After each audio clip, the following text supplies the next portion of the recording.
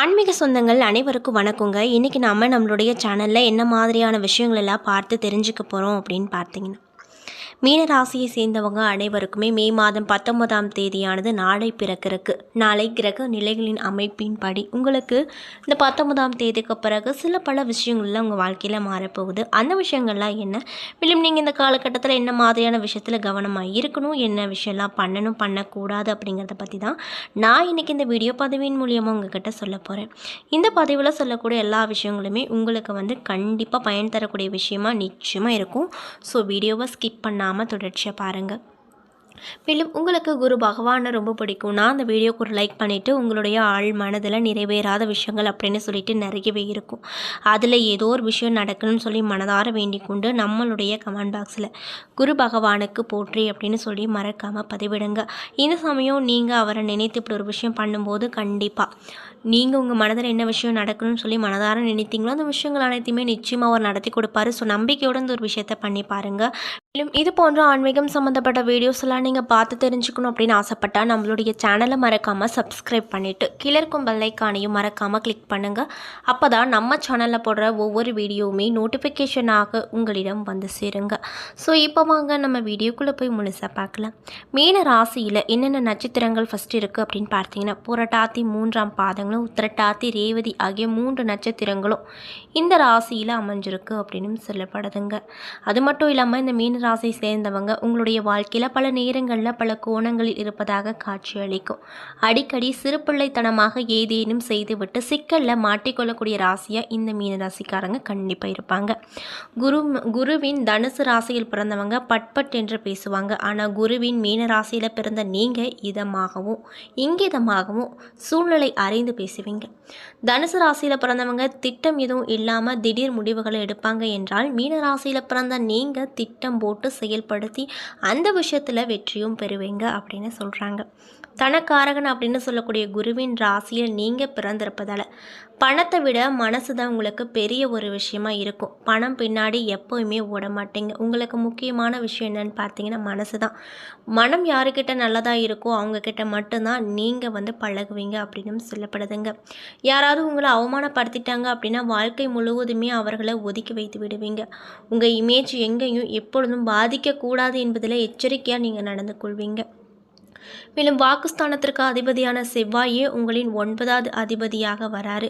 மேலும் 9ஆம் இடத்தின் பாக்கியஸ்தானம் என்பார்கள். எனவே வாக்கினால், அதாவது பேசியே நிறைய பணம் நீங்கள் சம்பாதிப்பீங்க. பூர்வ புண்ணிய ஸ்தானம் எனப்படும் 5வது இடத்திற்கு அதிபதியாக சந்திரன் வராரு. மேலும் உங்களுக்கு குழந்தை பிறந்த உடனேயே சற்றென்று வாழ்க்கை தரம் மேம்படும். உங்களின் பல நீண்ட தூரம் பயணம் செய்து வேலைக்கு செல்வீங்க. 8க்கு உரியவன் சுக்கிரன் என்பதால் திடீர் பயணங்கள் மேற்கொள்வதில் உங்களுக்கு ஆர்வம் அதிகமாக இருக்கும். ஆயுள் காரகியாக இருக்கக்கூடிய சனி துலாம் ராசியில் உச்சம் அடைந்திருந்தால் நீண்ட ஆயுள் உண்டு. 9ஆம் இடமான பாக்கியஸ்தானத்திற்கு அதிபதியான செவ்வாய் வருவதால் தந்தை முன்னுதாரணமாக கொண்டு முன்னேற முயற்சி எடுப்பீங்க. அப்பாவை பின்பற்றினாலும் வித்தியாசமான முயற்சி செய்வதில் ஆர்வம் கொண்டிருக்கக்கூடிய நபர்களாக நீங்கள் இருப்பீங்க. தந்தைக்கு நம்மிடம் இன்னும் கொஞ்சம் அக்கறை இருந்தால் நன்றாக இருக்குமே என்று அவ்வப்பொழுது நினைத்து இயங்குவீங்க. மேலும் 10வது இடமான ஜீவனஸ்தானத்திற்கு உங்களுடைய ராசி அதிபதியான குருவே இருப்பதால் உங்களின் பலர் சுய தொழிலில் ஈடுபடக்கூடிய நபர்களாக இருப்பாங்க. அது மட்டும் இல்லாமல் கடலும் நீரும் அதை சார்ந்த பகுதிகளுமே மீன ராசியை குறிக்குது. உலகின் ஆதாரமும் நீர்தான். உலகின் முதல் உயிரும் மீன்தான்.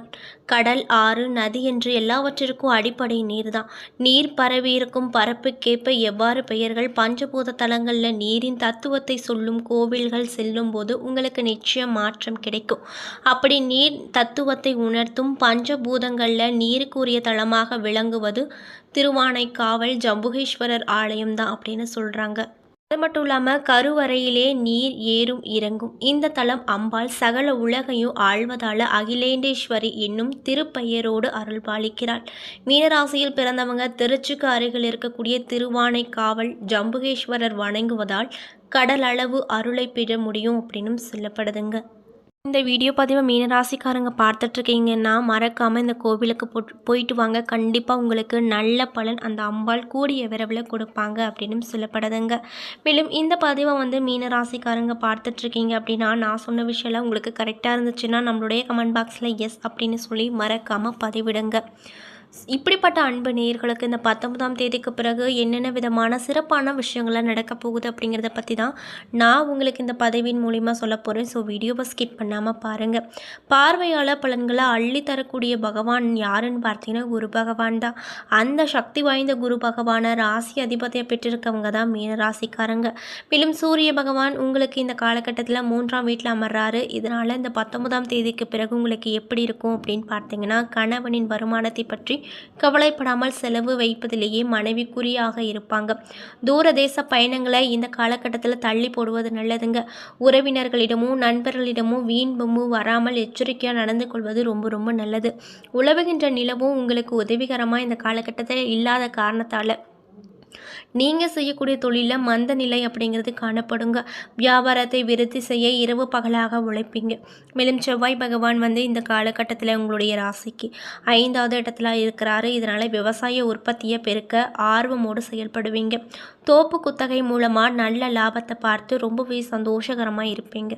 அது மட்டும் இல்லாமல் உங்களுடைய சகோதர மற்றும் சகோதரிகளின் ஆதரவு அப்படிங்கிறது சற்று அதிகமாக உங்களுக்கு கிடைக்கும். புதன் பகவான் இந்த காலகட்டத்தில் உங்களுடைய ராசிக்கு 2ஆம் இடத்துல அமர போகிறாரு. இதனால் தொழிலில் துணிவோடு முதலீடு செய்வீங்க. நல்ல பலனையும் பெறுவீங்க. லாட்ரி பந்தயங்களில் ஈடுபட வேண்டாம். இல்லை அப்படின்னா நிறைய விதமான பணம் சார்ந்த விஷயத்தில் மாட்டிக்குவீங்க. அதனால் பார்த்து கவனமாக இருங்க அப்படின்னு சொல்லப்படுதுங்க. ஆன்லைன் சூதாட்டங்களை மனதிலையும் நினைக்காதீங்க. மேலும் குரு பகவான் இந்த காலகட்டத்தில் உங்களுடைய ராசிக்கு 3ஆம் இடத்துல அமர்றாரு. இதனால் அனாவசியமான செலவுகள் பணப்பையை காலி செய்யும். அலைச்சலும் பண விரயமும் அதிகரிக்கும். மேலும் சுக்கிர பகவான் இந்த காலகட்டத்தில் உங்களுடைய ராசிக்கு 1ஆம் வீட்டில் இருக்கிறாரு. இதனால் ஆத்திரமும் அவசரமும் அறிவுக்கு சத்ரு. எந்த ஒரு நேரத்திலும் நிதானத்தை கைவிட்டுறாதீங்க. எந்த ஒரு விஷயமா இருந்தாலும் தலை போகிற காரியமாக இருந்தாலும் யோசித்து அதுக்கப்புறம் செய்யுங்க. நல்ல நண்பர்கள் விரோதியாக கூட மாறுவாங்க. அதனால் இந்த காலகட்டத்தில் பார்த்து கவனமாக இருங்க. மேலும் சனி பகவான் இந்த காலகட்டத்தில் உங்களுடைய ராசிக்கு 1ஆம் இடத்துல இருக்க போகிறாரு. இதனால் வாகனங்களை செல்லும்போது வளைவுகளில் வேகத்தை குறைத்து கொள்ளுங்க. அது மட்டும் இல்லாமல் இந்த காலகட்டத்தில் எதிர்பாராத விபத்துகள் ஏற்படும் அப்படிங்கிறதுனால வண்டி வாகனங்களில் பயன்படுத்தும் போது நீங்கள் ரொம்ப கவனமாக இருக்கணும் அப்படின்னு சொல்லப்படுதுங்க. ராகு பகவான் இந்த காலகட்டத்தில் உங்களுடைய ராசிக்கு 1 மற்றும் 12ஆம் இடத்துல அமர்றாரு. இதனால் தான தர்மங்களில் மனம் நாட்டமடையும். கேது பகவான் 7 மற்றும் 6ஆம் இடத்துல அமர்றதுனால பிள்ளைகளால் பண செலவுகள் அப்படிங்கிறது அதிகமாக உண்டாகும். இதனால் மனக்கவலைகள் ஏற்படக்கூடும் அப்படின்னு சொல்லப்படுதுங்க. அது மட்டும் இல்லாமல் உங்களுக்கு இந்த காலகட்டத்தில் பொருளாதார வசதி சுமாராக தான் இருக்கும். வீண் செலவுகள் ஏற்படக்கூடும். உறவினர்களோடு மன வருத்தம் ஏற்பட அதிகப்படியான வாய்ப்பு அமைஞ்சிருக்கு அப்படின்னு சொல்லப்படுது. குடும்பம் தொடர்பான எந்த ஒரு முடிவையும் ஒரு முறைக்கு பல முறை யோசித்து எடுப்பது நல்லது. இன்னும் சிலருக்கு வெளியூர் பயணம் செல்ல நேரிடும். அலுவலகத்தில் நீண்ட நாட்களாக எதிர்பார்த்த சலுகைகள் இப்பொழுது கிடைக்கப் போகுது.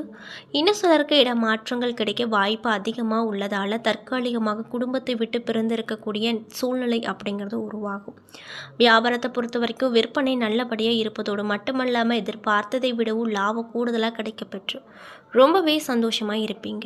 குடும்பத்தை நிர்வகிக்கக்கூடிய பெண்களுக்கு குடும்ப நிர்வாகத்தில் சிறிது சிரமங்கள் ஏற்படக்கூடும். வேலைக்கு செல்லும் பெண்களுக்கு அலுவலகத்தில் மகிழ்ச்சியான சூழ்நிலையை காணப்பட போகுது. அதில் எந்த ஒரு மாற்று கருத்துக்களும் இல்லை அப்படின்னு சொல்கிறாங்க. மேலும் உங்களுக்கு அதிர்ஷ்டம் தரக்கூடிய நாட்கள் 14, 17. அதிர்ஷ்டம் தரக்கூடிய எண்கள் 2, 7. சந்திராஷ்டம தினங்கள் 13, 12 விடியற் காலை வரை. வழிபட வேண்டிய தெய்வம் அம்பிகை அப்படின்னும் சொல்லப்படுதுங்க. என்ன நண்பர்களே, இந்த பதிவின் மூலியமாக மீன ராசியை சேர்ந்தவங்களுக்கு இந்த மே மாதம் 19ஆம் தேதிக்கு பிறகு என்னென்ன விதமான நிகழ்வுகள்லாம் உங்கள் வாழ்க்கையில் நடக்க போகுது, மேலும் நீங்கள் இந்த காலகட்டத்தில் என்ன மாதிரியான விஷயத்தில் கவனமாக இருக்கணும், என்னென்ன விஷயங்கள்லாம் பண்ணணும் பண்ணக்கூடாது அப்படிங்கிறத பற்றியும் நான் இன்றைக்கி இந்த வீடியோ பதிவின் மூலியமாக முழுசாக உங்ககிட்ட சொல்லியிருப்பேன். இந்த பதிவில் சொல்லியிருக்கக்கூடிய எல்லா விஷயங்களுமே உங்களுக்கு பயன் தரக்கூடிய விஷயங்களாக நிச்சயமாக அமைஞ்சிருக்கும். ஸோ வீடியோ பிடிச்சிருந்தா லைக் பண்ணுங்கள், ஷேர் பண்ணுங்கள். அது மட்டும் இல்லாமல் உங்களுடைய ராசி அதிபதியாக இருக்கக்கூடிய குரு பகவானை உங்களுக்கு ரொம்ப பிடிக்கும்னா இந்த வீடியோக்கு ஒரு லைக் பண்ணிவிட்டு நம்மளுடைய கமெண்ட் பாக்ஸில் குரு பகவானுக்கு போற்றி அப்படின்னு சொல்லி மறக்காமல் பதிவிடுங்க.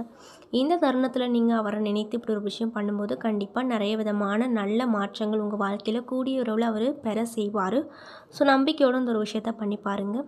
மேலும் நீங்கள் இப்போ தான் நம்மளுடைய சேனலை முதல் முறையாக பார்க்குற மாதிரி இருந்தால் மறக்காமல் சப்ஸ்கிரைப் பண்ணிவிட்டு கீழே இருக்கும் பெல் ஐகானையும் மறக்காமல் கிளிக் பண்ணுங்கள். அப்போ தான் நம்ம சேனலில் போடுற ஒவ்வொரு வீடியோவுமே உங்களுக்கு நோட்டிஃபிகேஷனாக உடனுக்குடனே வந்து சேரும். நன்றி.